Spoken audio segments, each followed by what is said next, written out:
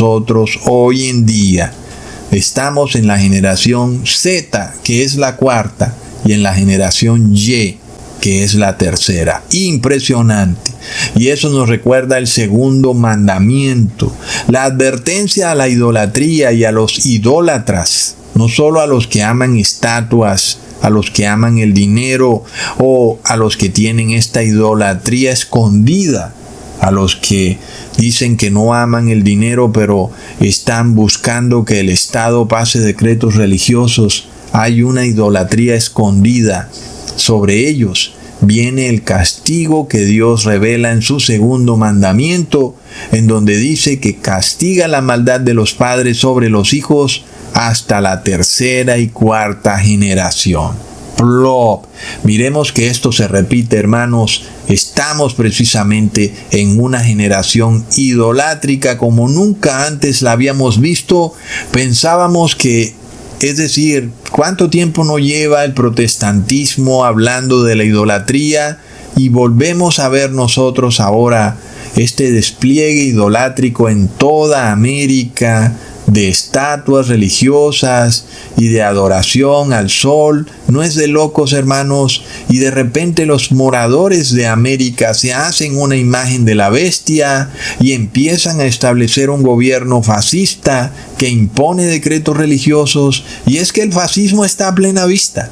Es decir, hasta las personas que no saben de profecía dicen, aquí está pasando algo. Que pasa. Hay un fascismo en nuestras naciones.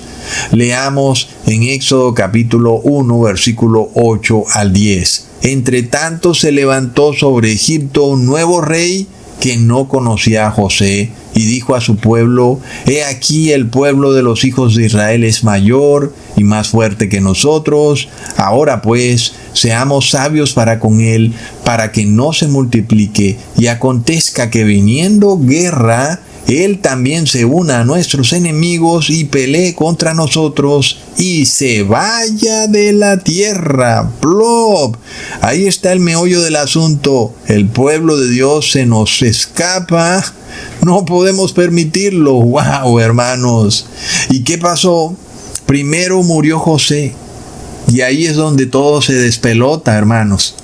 Porque como que José mantenía la ideología de la nación. Él era como el ejemplo de esa ideología. Como lo vimos también en el caso de Barack Obama. Un hombre moreno, inmigrante, con un nombre raro. Barack Obama ni siquiera tiene un nombre americano. Es presidente de la nación. Es algo que mantiene viva la ideología de la nación. Barack Obama gobernó hasta el 2017 y luego vino el gobierno de Trump y algo cambió en América. Así como en Egipto murió José y cambió la ideología, algo murió en América y los americanos no se dieron cuenta, hermanos, es de locos. Entonces, miremos a este nuevo faraón que se levanta a raíz de la muerte de José. Es un faraón lleno de prejuicios e intolerancia, no solo racial, sino también religiosa, porque van de la mano, y la intolerancia racial va de la mano con la intolerancia religiosa. Y era obvio que el pueblo hebreo profesaba otra religión distinta a los egipcios. Y es curioso, ¿verdad? Es decir, pasaron cientos de años y ambos pueblos pudieron vivir tranquilamente. Y Egipto prosperó ampliamente. Entonces, que alguien me explique el motivo del cambio de ideología, ¿verdad, hermanos? Es lo mismo que vemos hoy en Estados Unidos.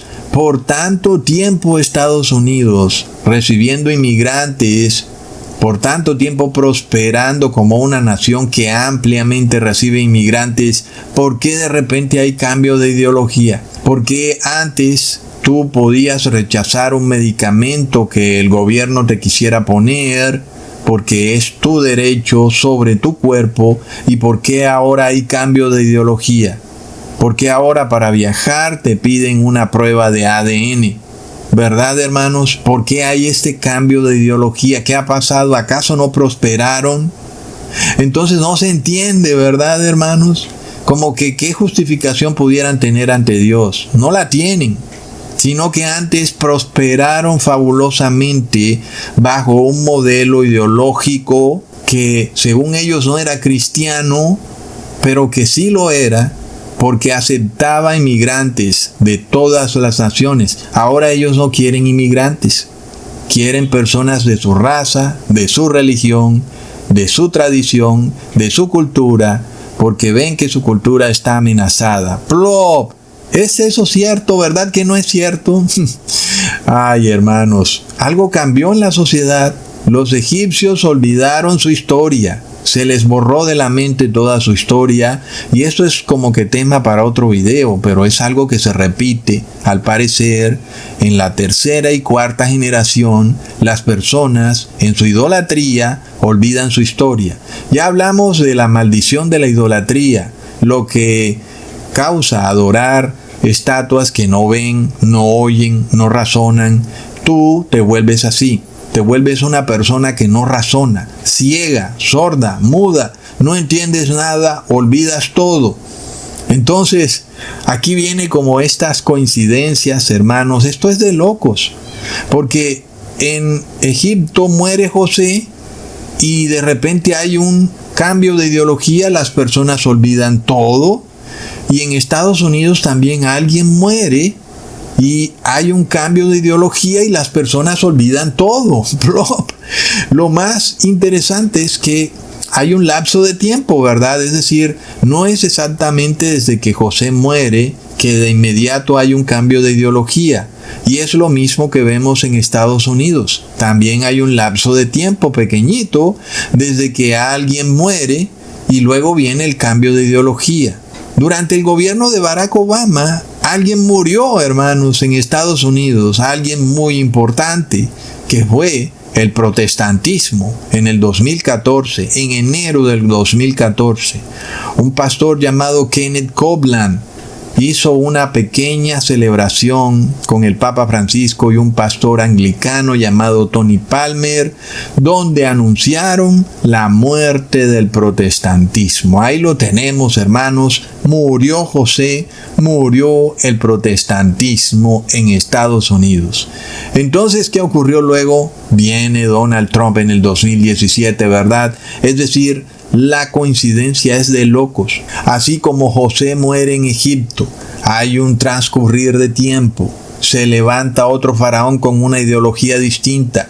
En Estados Unidos muere el protestantismo en el 2014. Hay un lapso de tiempo y se levanta Donald Trump. En el 4 de mayo del 2017, Donald Trump le da muerte a la enmienda Johnson, desbaratando la primera enmienda de la Constitución de Estados Unidos y dándole muerte de paso a la República.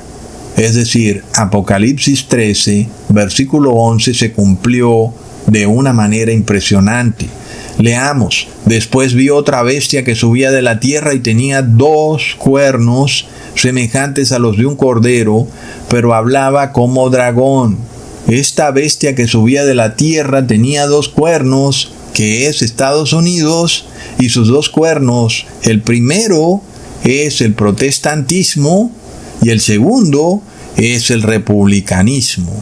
El primero fue arrancado por el Papa Francisco, que es el protestantismo, y el segundo fue arrancado por Donald Trump, que es el republicanismo, cuando derribó la enmienda Johnson. Ya entonces quedó una bestia que hablaba como dragón, aunque parecía un cordero. Es decir, hay un cambio de ideología. Ahora tenemos otra forma de hablar en Estados Unidos. Ese gobierno que hablaba como cordero, ya vimos cómo hablaba, ¿verdad, hermanos?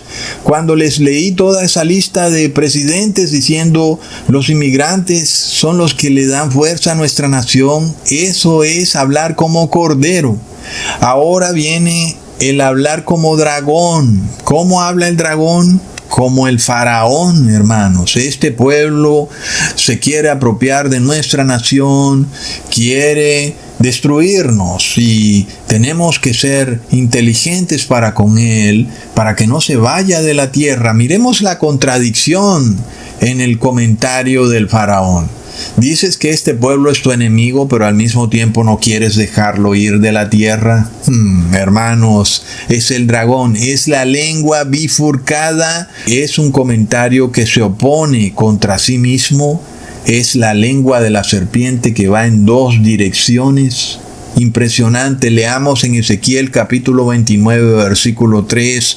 Habla y di: así ha dicho Jehová el Señor, he aquí yo estoy contra ti, Faraón, rey de Egipto, el gran dragón que yace en medio de sus ríos, el cual dijo: mío es el Nilo, pues yo lo hice.